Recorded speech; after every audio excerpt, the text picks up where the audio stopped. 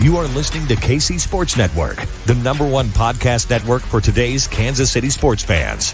With former players from your favorite teams, informed perspectives, and former insiders, this is the place for you.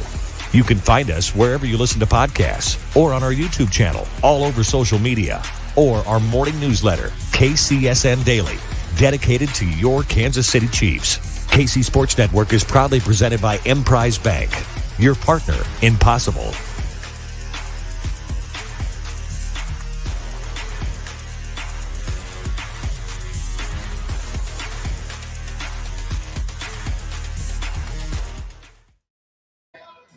What's up, Chiefs Kingdom? We are live from Macadoodles in Osage Beach, Missouri. The shootout is going on. The boat race is down here at the Ozarks. And thanks to our friends at Macadoodles, they wanted us to come by and not only show off everything that they're doing here at the store, but talk a little Chiefs football, talk a little Kansas City sports with you on 21 Questions, the show that is sponsored by our good friends at Macadoodles. I am BJ Kissel, joined by Tucker Franklin, and we have got your questions. We're going to get to the questions from our Discord, from our subscribers, but if you're watching the show live and you've got questions about the Chiefs preseason, about the Chiefs roster cutdowns, Chiefs regular season, you let us know, and throughout the show, you will see us sipping on drinks here.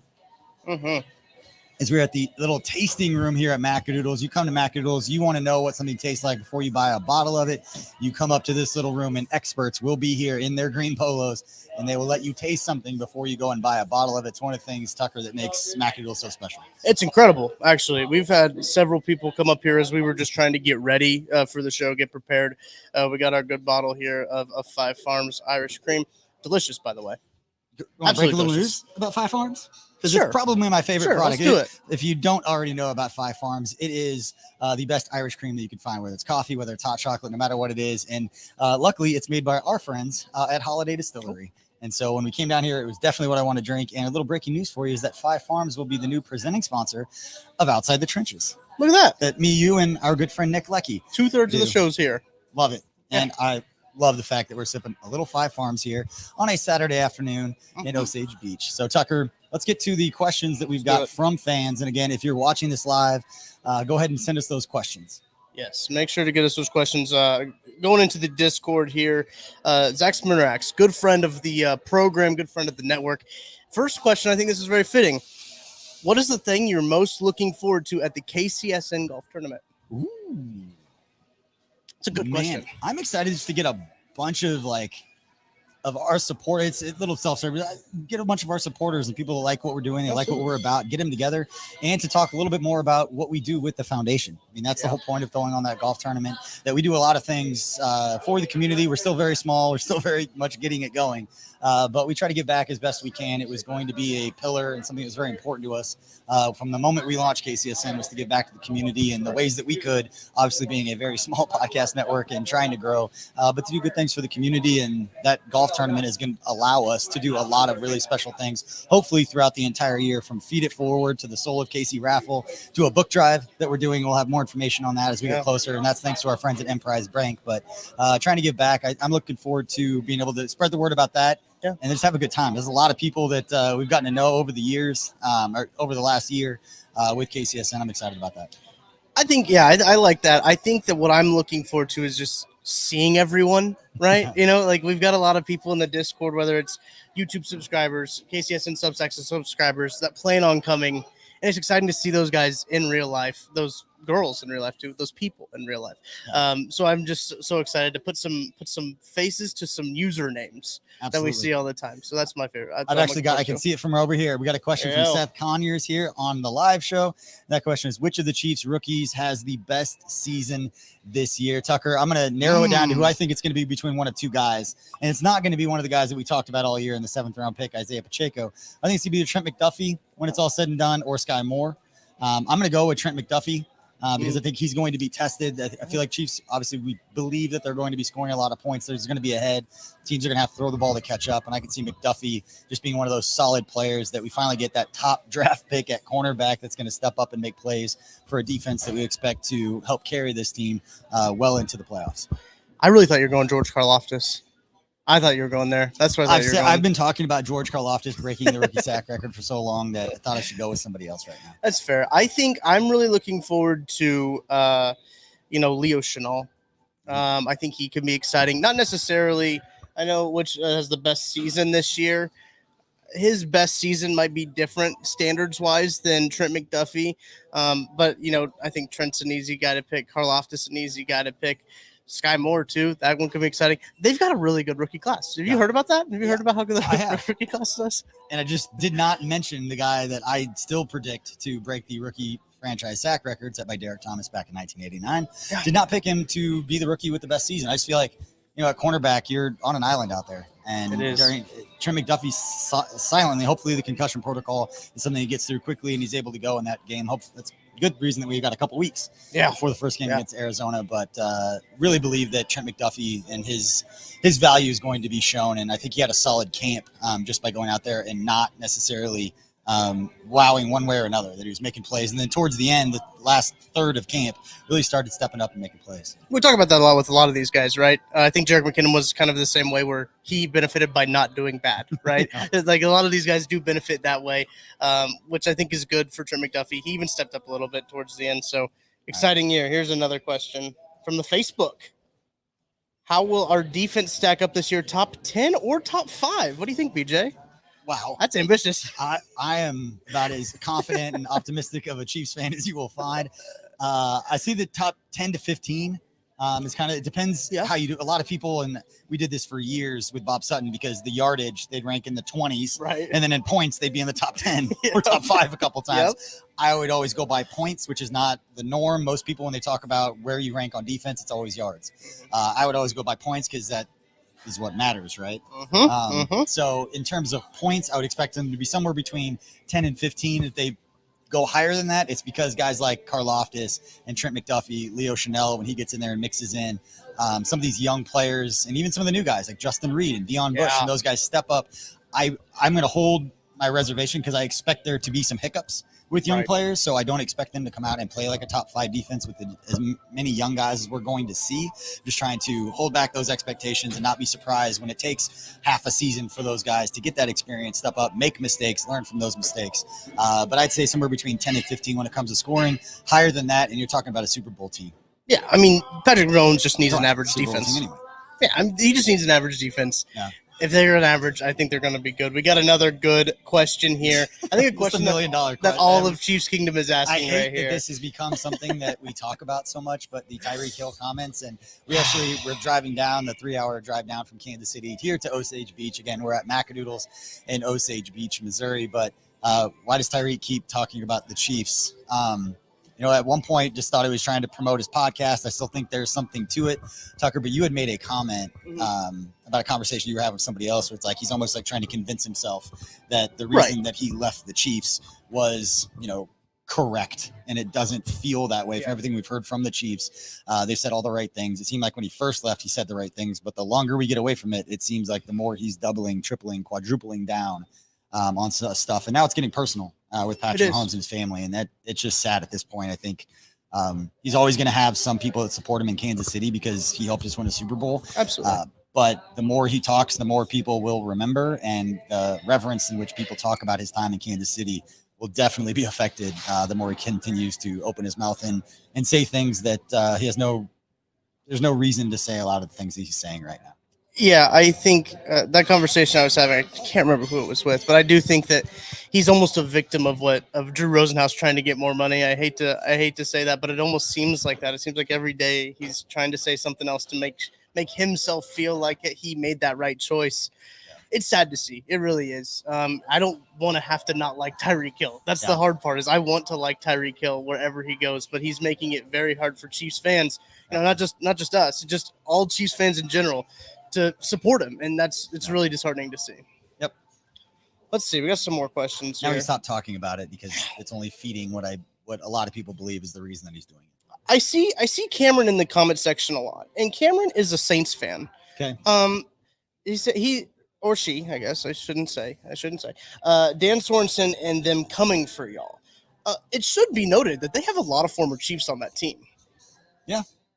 I'm a Dan Sorensen fan. I know he got a raw deal. We talked about it. I mean, anyone who listened to our post-game shows last year at the beginning of the season, I was always defending Dan Sorensen because a few plays doesn't make a career. Right. And if it did, then look at the other side of it. The fake punt tackle against the Texans changed that game, in my opinion. Absolutely. And made another handful of plays. Always seemed to have key interceptions against the Chargers. Had one in Mexico City.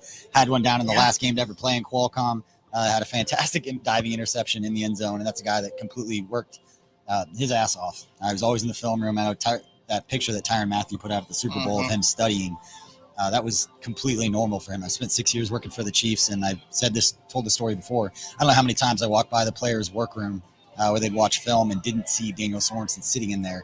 Whether it was before everybody showed up, after everybody showed up, that's what he was about. He helped us win a Super Bowl, made some key plays in order for that to happen. Yes, he missed some plays. Now he's in New Orleans. He's none of those players that's always going to say the right things, and somebody that I think should definitely be honored amongst Chiefs fans. But I also understand that made some bad plays at a time that was really frustrating for Chiefs fans. Yeah. But yet they came back from the 2-3 start and still made it to the AFC title game. I'm glad he's with Tyrann Mathieu again. Yeah, I like that. I like that a lot. Friends. Then they are, and you made that point, and I just think that it's fun for those guys to be together. It's exciting. So yeah, I don't think the Saints are on the schedule this year. But if we were to see the Saints, it would have to be in the Super Bowl. That would be a good thing for you. Jameis Winston's your guy. We've been talking about all the way down here. You're a Jameis Winston fan. I like him. Here's a Royals question here. Okay. You ready for a Royals question? This is from Collect and Run. Downtown Stadium, keep Kaufman, or move to the Kansas side? Downtown Stadium. I agree. I don't care how bad the team is right now. I know that's kind of why would you spend money on this team? This isn't about what's happening right now. It's about 15 years from now. And just the makeup of Kansas City, the makeup of downtown, and trying to attract. And we've been attracting some big time events. So it's not like we need this to get this, but having a downtown baseball stadium with everything going on downtown, it revitalizes more of downtown. The Crossroads area, the PNL, like everything down there just becomes that much more fun. And I think Kansas City needs it. When you're looking 10, 15, 20 years down the road, I would love when my son gets to high school to be able to take him to a downtown Kansas City baseball game. I think that would be special. I understand the nostalgic part of it. That's why I'll never want to move Arrowhead ever. But if they move the Royals downtown, they can try to do some more stuff around Arrowhead Stadium, build a little village with restaurants, shops, bars, whatever you want to do. I think that's a good idea because there's really not a lot around Arrowhead, and that's the big knock on it right now. You move Kaufman, you got an opportunity to do that. I think ultimately that's probably what's going to happen. But it is going to take some time. It's going to take a lot of posturing from every organization and everybody to get their piece of what they want as some public money gets thrown around. But I think it's inevitable. I think so too. And I'm sure you've been to a downtown stadium baseball game. Yeah. They're absolutely incredible. Petco, I mean, granted that's San Diego, but Petco is just, that's a bad example. But Petco, I'm not going to talk about the one to the east. I'm not going to talk about that, but listen, PNC cool. Park, that's a beautiful stadium. Yep. One of my favorite, I think it is my favorite baseball stadium I've been to is PNC Park. Yeah. In Pittsburgh, right on the river. You have the skyline view. It's incredible. It's a beautiful venue for really anything, but just for baseball, especially. Daryl. Yeah. I saw love KCSN. So shout out Daryl. Flattery will get you everywhere.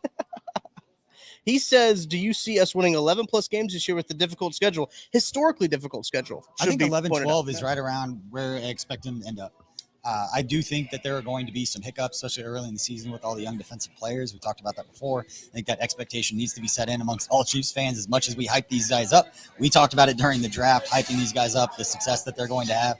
Yep. But it's going to be a few games. We know the margin of error in the NFL. You're talking about 5 or 6 plays that ultimately make the difference. And it would be very strange for these rookies to step in and not have any mistakes as many of these young guys are going to be playing.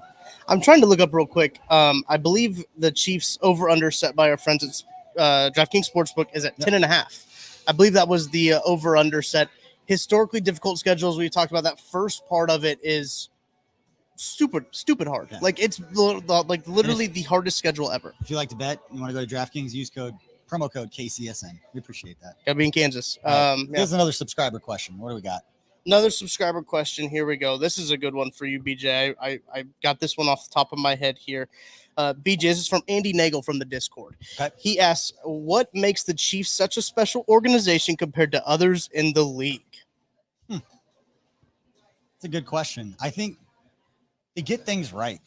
And I think up top of mind right now, the tribute to Len Dawson last Thursday night, like that, having Patrick Mahomes come out in that choir form huddle was absolutely perfect way to honor Len Dawson. And I just feel like whether it's behind the scenes or whether it's the public facing stuff, they get that stuff a lot more often right than I can't think of many times that anything didn't go the right way, or you don't feel like somebody was honored or treated fairly. And from behind the scenes, they have so many amazing people with their hearts in the right place that want the best for not only the fans and the organization, but they've got their 4 pillars that they always talk about with uniting the community, honoring tradition, and they do a phenomenal job of that. They do a phenomenal job of taking care of their employees and their families and treating them well. And that stuff matters because you don't have to work in the NFL very long before you talk with your counterparts across the league that work for other teams. And the way that the Chiefs treat their people, again, both from a fan base to internally behind the scenes, it's not like that everywhere. And that's never been taken for granted by the people who work there who know different.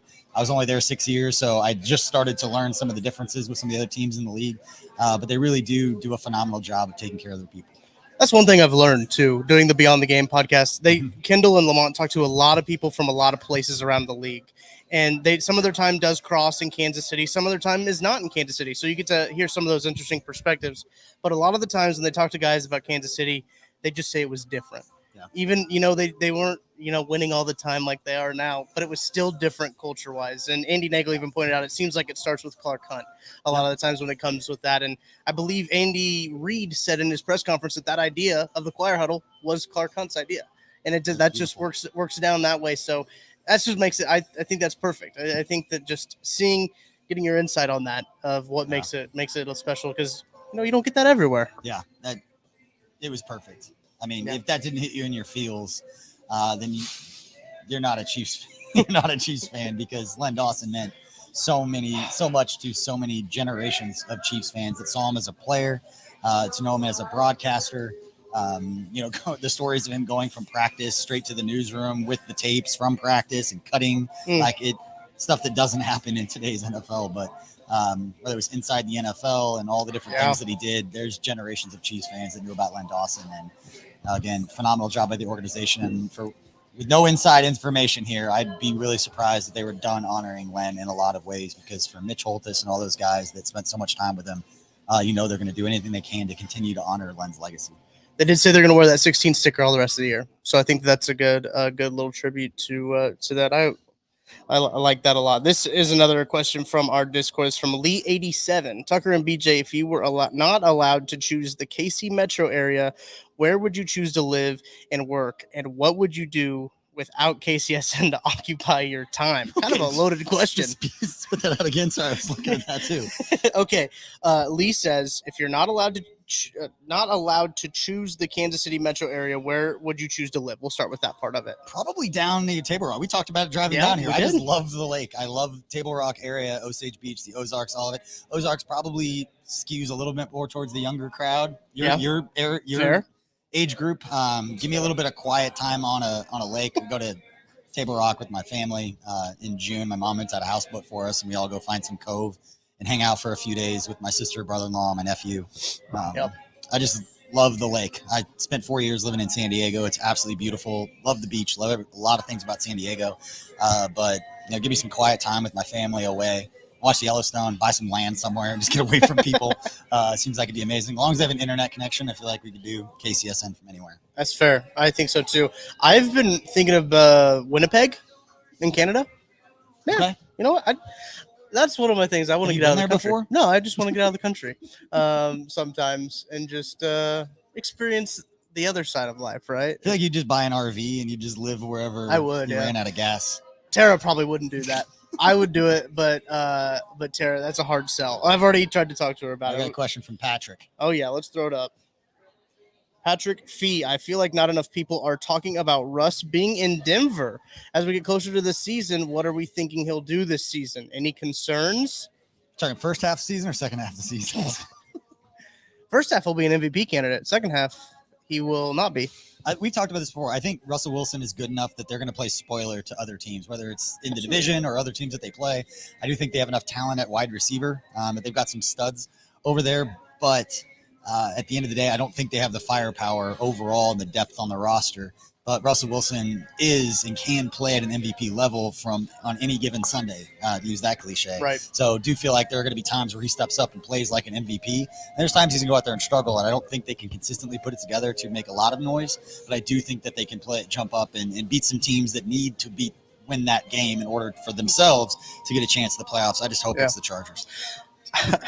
Yeah, we could see something like we saw last year. Remember, in the Chargers and the Raiders did basically a one-game playoff is essentially what it ended up being, and where crazy the Chargers haven't made the playoffs since Justin Herbert's been there. Isn't that wild? I know I'm sorry to go off on a tangent here, but that seems crazy. I don't want to talk about Justin Herbert. This is going to make me feel like I have to keep telling the story about how I'm just. You don't have to. You don't have to say it. I thought I was happy when the Chargers took Herbert because I didn't want Tua to end up at the Chargers. So I thought Tua was going to be better. I thought there was a high, boom or bust with Justin Herbert, and he's booming. To be fair, I don't think anybody thought Justin Herbert would be this good. Jeff Schwartz did. He tried to tell all of us. Jeff Schwartz is an Oregon guy, though. Fair, but he was right.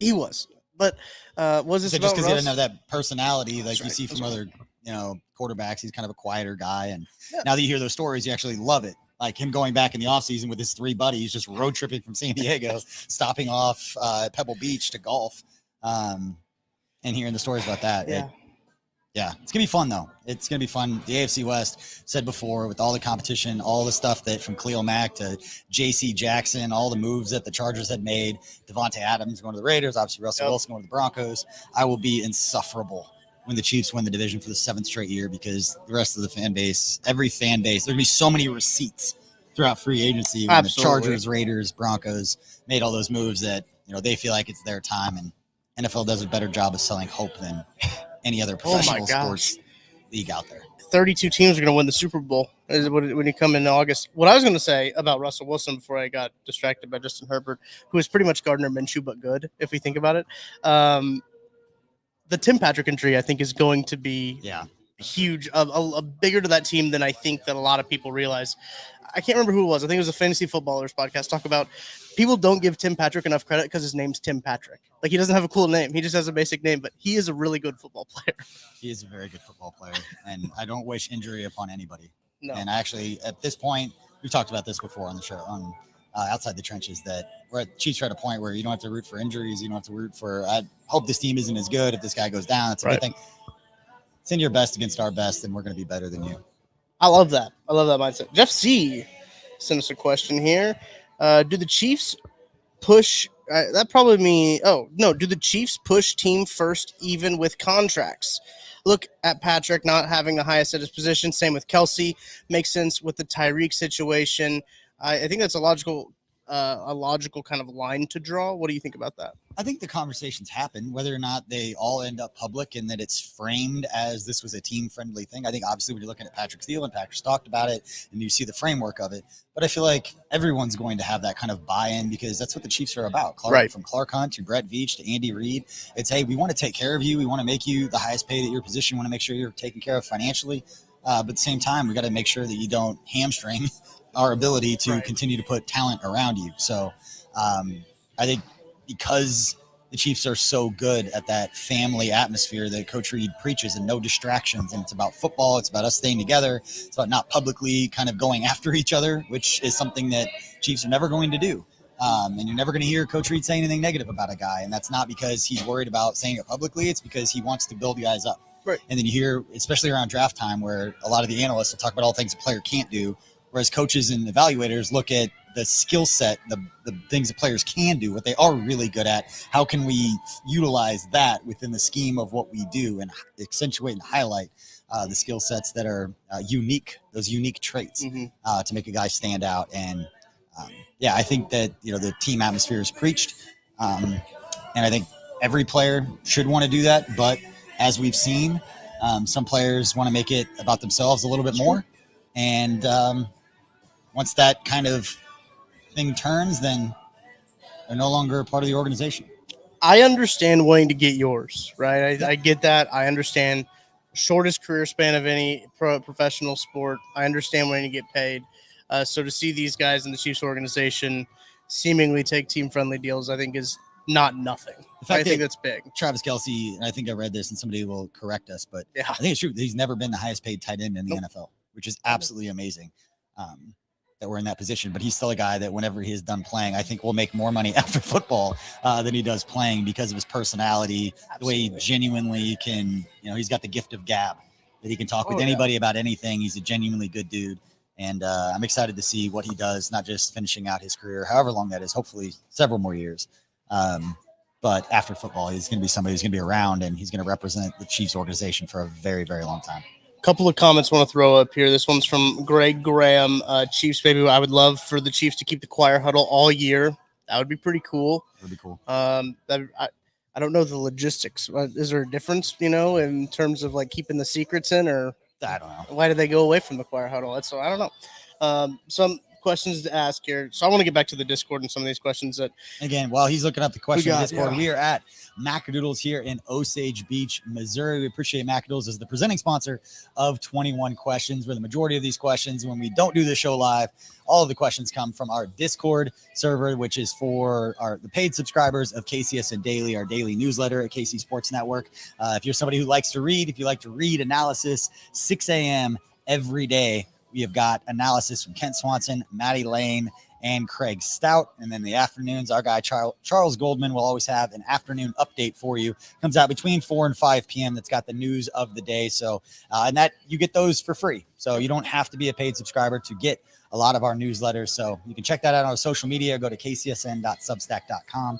and you can be a subscriber just like everybody else. Or pay $30 a year and you get access to the Discord, which is basically a giant chat room full of Chiefs fans, troll-free area. 100%. You spend a lot of time in there. I do. I'm the only troll in there. That's how it works out. I can only be the one. So good question here from HT101. That is from Owen. Gets up to a lot of our events. Shout out Owen, by the way. Great guy. Probably see him at the golf tournament. I saw him in the draft. Yeah, he was at the draft. What facet of the offense are you most looking forward to see / hoping to see? The running game.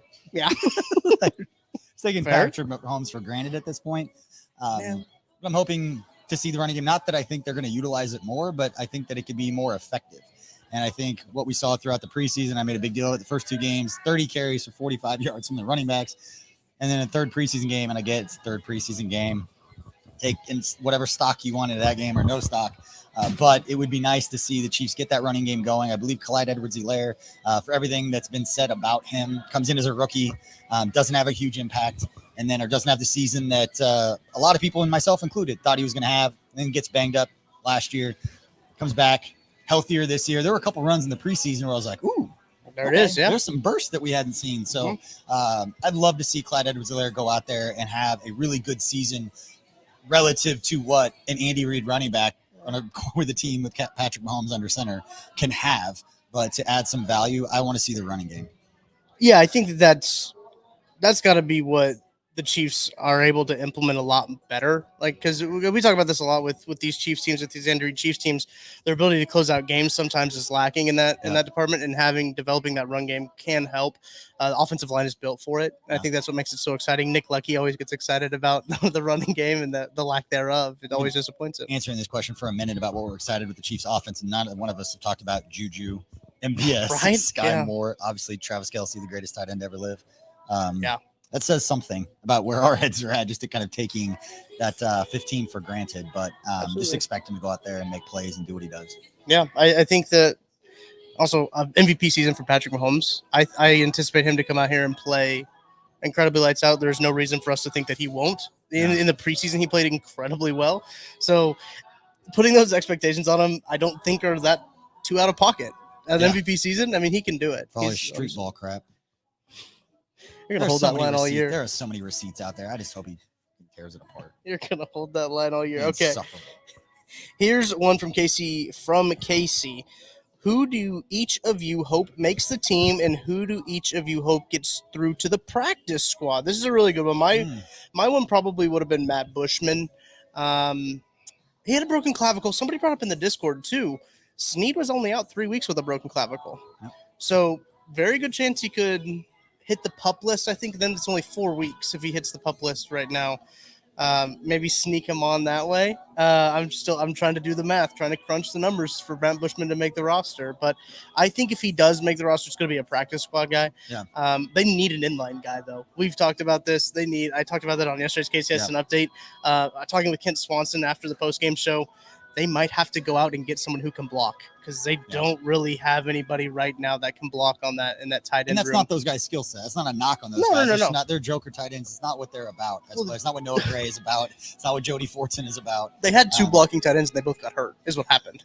So I mean, it's just how cookie crumbles, unfortunately. Yeah, the guy that I hope makes the 53 is Jalen Watson. We've been talking about him for a while, just as a late-round pick, making the roster, getting an opportunity to go out there and play. And we've seen flashes of a player that has the athletic ability and just the spatial awareness to get his head, to make plays on defense. And that's what you want to see. And that guy's only going to get better. And the guy that I hope makes the practice squad is actually Shane Buechele. I hope he sneaks onto the practice squad. I don't know if he showed a lot during the preseason. He's athletic. He can throw the ball around the field. I think he's a great developmental quarterback to have on your roster. I don't think that he's ready. Should Patrick Mahomes twist an ankle and we need somebody to step in and play 2 games for a team that's trying to win a Super Bowl, much like we saw from Matt Moore back in the year that they won the Super Bowl, that he could step in and play really well enough to win a game or two when needed. I don't know if Shane Buechele is quite at the point at which Andy Reid would trust him in a regular season game to step in and do that.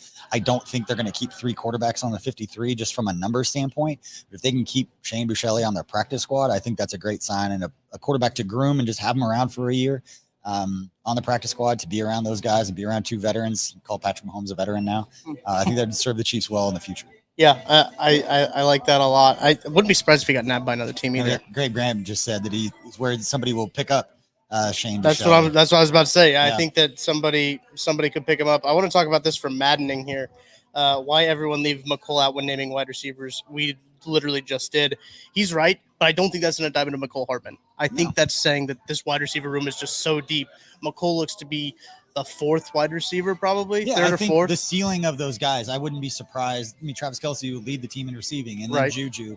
MVS can be one of those. He's going to have some really big games and other games that kind of hit or miss from a fantasy football standpoint, not from a talent, can he go out there and make plays standpoint. The same thing with Sky Moore. Right. It's going to be whoever's open at that time. And for McCole, we've seen a lot of kind of scripted plays for him. And I know they've talked about it, and he's talked about kind of hating that connotation that that's what he's been kind of pigeonholed as. But McCole Hardman going out and having a great season, do I think he could hit 1,000 yards? Yes, but I still think he'd be the number 2 or number 3 receiver at best in that situation, which is taking nothing away from him. Which is a great ceiling for him. I think he had 600-700 yards last year. Had a great year last year. I want to see him make some more plays in the intermediate, deep down the field. And he talked about it this offseason, comparing himself and saying, now that Tyreek's not here, we're going to face some more man coverage, and he welcomes that. Yeah. And so he's been talking about that. Patrick Mahomes has been talking about that. And don't forget that the first completed pass from Patrick Mahomes in the preseason went to McCole Hardman on a dig route down the field in the intermediate part of the field. Listen, it was intentional. It was. I know that there's a lot of people out there defending McCole Hardman. You should defend him. Had a great year statistically last year. Yeah. I'm excited to see what he can do. I really am. And just the fact that, sometimes he gets left out isn't an indictment on him at all. I just wanted to clear that up. This is from Jordan Hinchcliffe. He asks, will Rojo or McKinnon get cut? No. I'm with you. I have changed that, and you'll be able to find that on our KCSN update on Monday. We'll have a new projection, and I project that Ronald Jones is going to make this team. I think the injuries that we've seen, and especially the one to Blake Bell before Bushman, but the injury to Blake Bell, and then obviously Derek Gore, not that made a huge impact on it, but you start playing around with the numbers, what we saw from Rojo in that last game. We talked about it going into that game, that I wanted to see something from him that matched the relative excitement that I had when he was signed as a free agent. Not thinking he was to come in and run for 1,000 yards, but a guy that could step in as a veteran and bring some juice to the offense, much like we saw from Jerick McKinnon in the playoffs last year, where they had 330 yards from scrimmage, which is more than he had in the regular season. We saw that from him in the playoffs, much like that kind of impact that Rojo's got, that game-breaking speed. He can go out, go down the field. And he's played in some big games with the Tampa Bay Buccaneers. Right. So I would actually expect to Ronald Jones. And if you want to look that 40, we talked about Freudian slips with Brett Veach when he was doing the interview with Trent and Ari during the preseason game. We talked about the running group. He named 4 running backs, and Ronald Jones was one of those backs. Listen, I think that we needed to see Ronald Jones with the ones, with the first team offensive line. We hadn't gotten to until that preseason game 3, and he looked like he had some burst, he had some thump. I was excited to see him run well, and you made a really good point. A lot of the ways that he's making the roster isn't because of one specific thing. It's a combination of things. It's the attrition of losing a couple of guys. I just think it opens it up for him. You're probably not going to keep 4 tight ends now with Bushman getting hurt, with Blake Bell getting hurt. So Chiefs KT got a comment, and Maddening, you're welcome.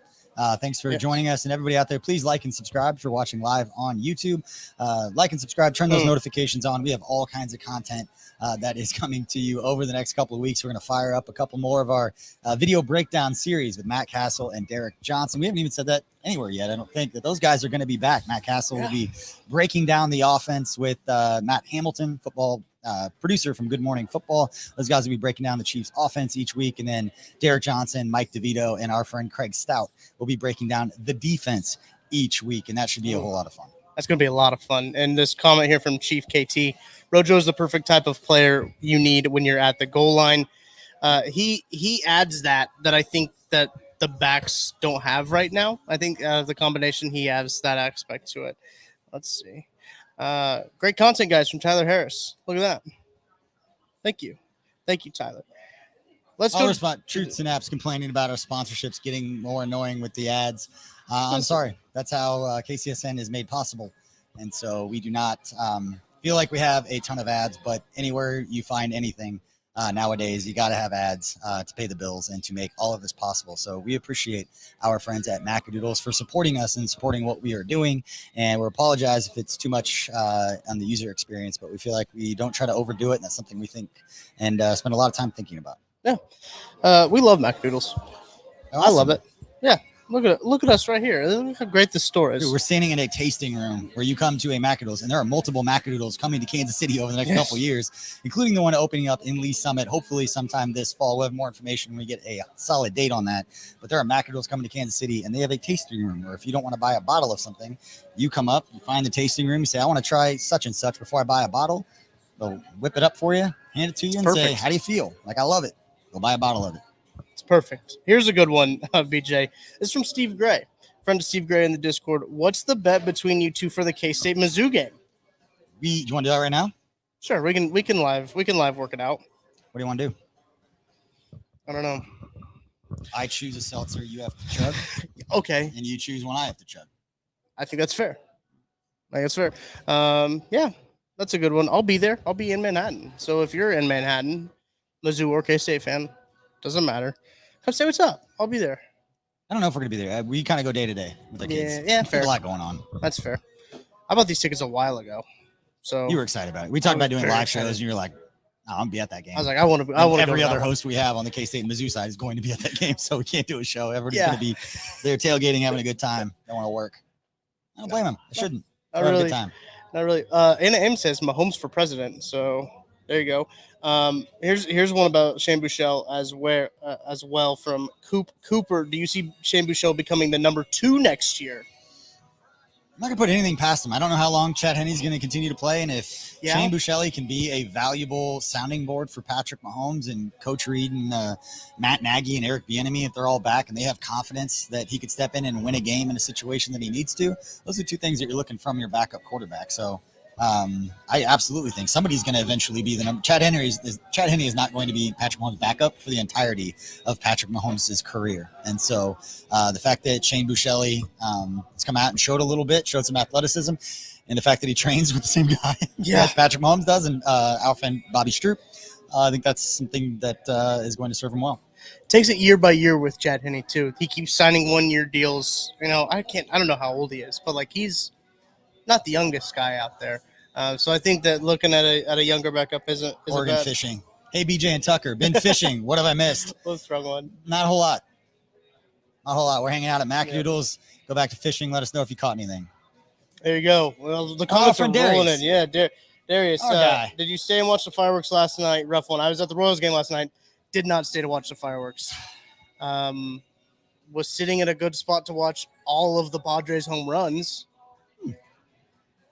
They're good. They're a good baseball team. Hot take. They're a good team.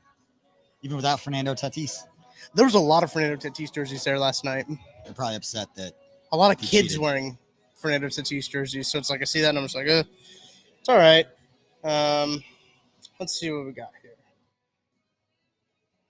Let's go back to the Discord and find another question again. Yep. Please go ahead, like and subscribe to this video if you're watching it live right now on any of the platforms. And if you're listening to the podcast, please go ahead, rate, review, whether it's Spotify, Google Play, or most of you are going to be on Apple Podcasts because we look at the numbers.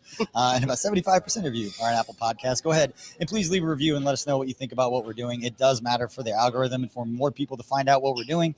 More people find what we're doing, the more that we can do and give not just as far as content and bringing you a more to be entertained, educated, informed at KC Sports Network, but also more we can do for the Kansas City community, as we've talked about before. And try not to pat ourselves on the back too much, but we want to promote what we're doing. When we ask people to donate to what we're doing, we need to be able to show all the things that we're doing. So it all works together. I really like some of these questions we got here in the Discord. This one's from Mike Denny. What is more likely in 2022? Leo Chanel scores a touchdown or Isaiah Pacheco leads the running backs in receiving touchdowns? Ooh. Leo Chanel scores a touchdown. That dude's going to make some plays. Yeah. He's going to week 7, 8. I'm projecting this now. And it happens. Come back to this video. But week 7, 8, when you're playing against other teams, guys are starting to get banged up. They don't feel real good. And you got a guy with death row written down his arm, just coming through and just absolutely just hammering you. He's going to cause a fumble. I predict like a Jadeveon Clowney, South Carolina type hit / play where he gets up, beats it, bare hands it, runs it back for a touchdown. I can see that happening. Nothing against Isaiah Pacheco. I just feel like we talked about Ronald Jones, Clyde Edwards-Helaire. They're shorter guy, center of gravity. I just feel like there's going to be a better chance that he gets those goal line carries and some of those touchdown carries. Receiving touchdowns, though, for Isaiah Pacheco. Leads Running backs in receiving touchdowns. That's that one's better. But I've been projecting Clyde Edwards-Helaire to be a bigger part of the passing game. Yep. And I'm going to keep saying it until it happens. So fair. That's fair. Some good ones still here in the Discord. We'll go for about 10 more minutes here. Okay. Jay Smith, what's the name of the formation the Chiefs were running last night during the Packers game where they were in the gun and the time? This is really a question for Kent and Maddie. Yeah. What it comes down to. But they were in the gun, tight end was in the backfield, and the wide receiver was motioning as the lead blocker. I'm trying to think. I need to see it. Not that I would know. Yeah, I'd have to see it as well. But Matty J says, after this draft, would you say Veach is better at finding late talent, rounds 4+, or hitting on early rounds? He did it both in this draft. Well, when George Karlaftis breaks the rookie sack record, everyone's going to have an opinion about that. But true. The bottom line is that Brett Veach and his entire staff, we give Brett a lot of credit. He's the face of it. Ultimately, it falls on him. But Mike Borgonzi, all of the rest of those guys on that staff, have as much to do with the success of it as possible as anyone else does. But they continue to surround Patrick Mahomes with weapons that can play right away, and you continue to fill in that depth. We'll see on the offensive line. That's the one area, if we want to be really picky, that not 100% comfortable with right now, but don't really know until there's an injury in the regular season and somebody has to step in and play. But Brett Veach and his staff obviously have done a terrific job. And if you've got 9 of 10 draft picks that are going to make a 53-man roster and play, and you're still going to go out there and try to compete for a Super Bowl, that's saying quite a bit. And that's setting you up for success for next decade. I want to answer this one from Micah Hayes. Also, Micah, thank you for watching, commenting, listening on almost all of our shows. Yeah. Micah's on news. Thoughts on? Well, I put the wrong one up there. I thought I was going to click the Drew Lock one. Would Drew Lock be a good backup for this team long term? He could be. Kansas City guy, Missouri guy. Sound familiar? Another backup quarterback in Chiefs history. I like Shane Buechele right now. He's on the team. He's showing out a little bit. I don't know Drew Lock. Yeah, rough day at the office for him against the Cowboys. Lost the starting job today, actually, as we're recording this podcast. Lost the starting job. Disappointing little start to his Seahawks career. There's a connection there, though. If it could happen, and there's a chance that it might. I mean, Drew's dad, Andy Lock, played for Andy Reid. Andy Lock was a offensive lineman at the University of Missouri when Coach Reid was there. So there's definitely a connection. I remember when Drew was, I believe, in high school, he had signed to go to the University of Missouri. He came out to training camp with John Dorsey, and I saw him standing there talking to him as a high school kid. I remember thinking that's got to be a pretty cool experience for him. But I remember talking to Drew's dad, Andy, actually owns Summit Grill and 3rd Street Social and all those restaurants in Kansas City. I got a friend that works with him, phenomenal people, great family. But as far as him joining the Chiefs, you don't know. He's a member of the Seahawks right now, and Shane Buechele, we were just talking about, it's been really intriguing as far as a backup for the future. And right now, Chad Henne gives them the best opportunity to go out and win a game or win a couple games. He does. This one from Steve Atkins. Will Arrowhead see a dome roof within 10 years? No. Yeah, a fly just landed on your face. It's attacking happen.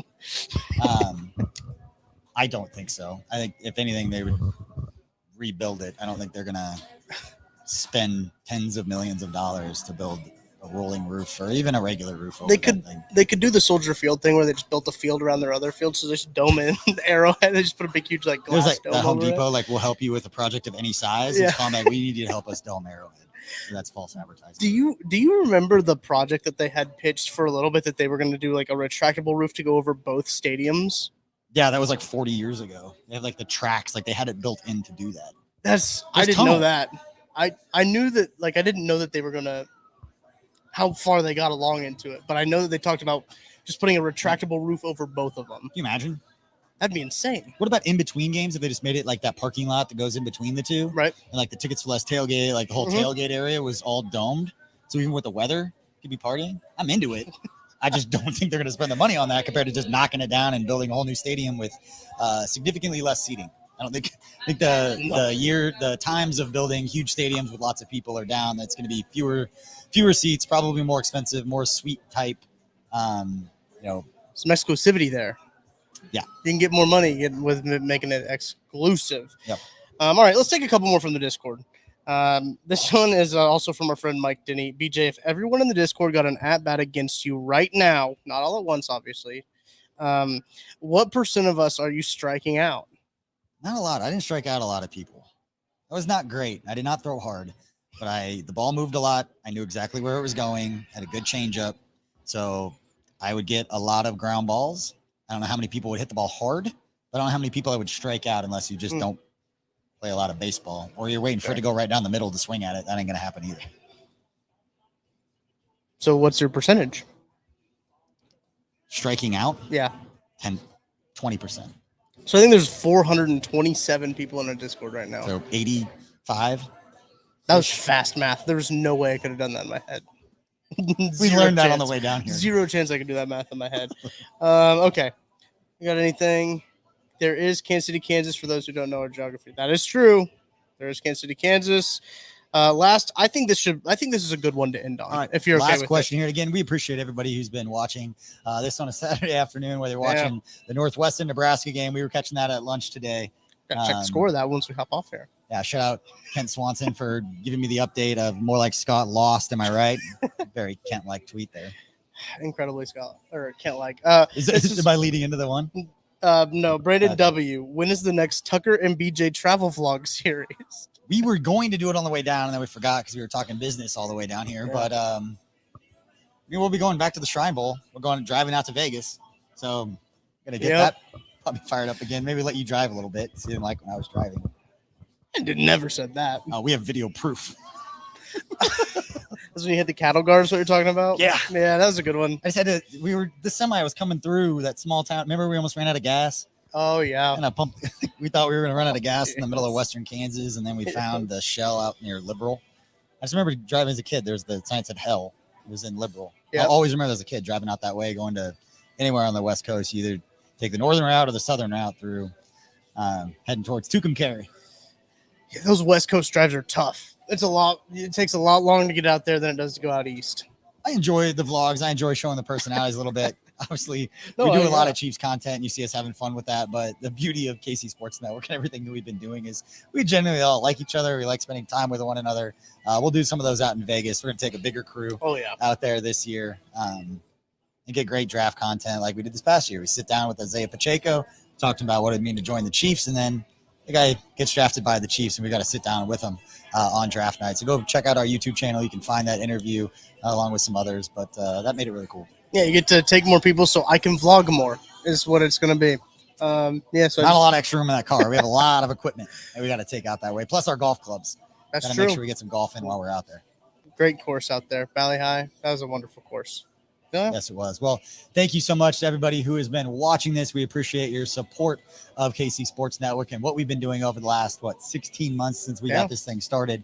None of that happens, none of the success and what we've done, even though it's just barely getting started and we're not very big yet. We appreciate all of you for supporting what we have going on. We've got a long ways to go and we're excited to get there and have you guys be with us every step of the way. And it's because of support from from people like you, but also from places like Macrodoodles. Thanks to Roger and Tony for taking care of us, letting us come down here and live stream during the shootout down here in the Ozarks. So whether you're in the area, you're going to the Ozarks, make sure you stop by Macrodoodles to get all of your beverages. And then over the next few years, you will see Macrodoodles popping up around Kansas City with things like the tasting room that we've been doing this show in. So we appreciate all of your support. Tucker, I will let you take us home. Oh, wow. That's a great honor. Thank you so much. Make sure to like and subscribe. Give us 5-star rating and review on wherever you listen to the podcast. And I'm going to lean over here and end the show. So thank you all for watching. Have a great weekend.